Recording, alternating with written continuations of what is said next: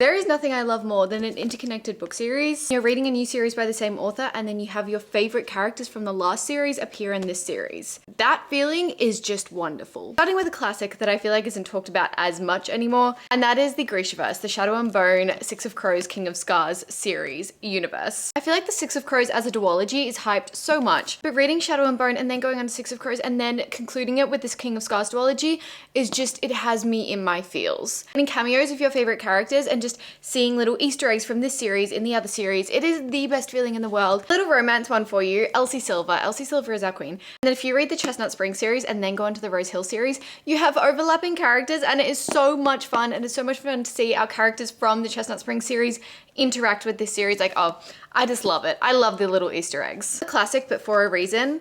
Reading Caraval before you go into Once Upon a Broken Heart will literally change things. I didn't know about this when I read Once Upon a Broken Heart for the first time. Caraval is set within the same world and we do have overlapping characters between the worlds, and it is just truly the best thing ever. Stephanie Garber writes the most magical, unique worlds that just totally whisk me away. One of my favorite contemporary romance authors is Taylor Jenkins Reid, and technically her books aren't series, but they are interconnected standalones, and I think that is wonderful. They're so loosely connected, but then when you see like these tiny little Easter eggs in one of them from the other book, it is truly the best feeling. So Seven Husbands of Evelyn Hugo is connected to Malibu Rising, which is also connected to Carrie Soto is Back. Some of my favorite books by her. Seven Husbands is my favorite book by her.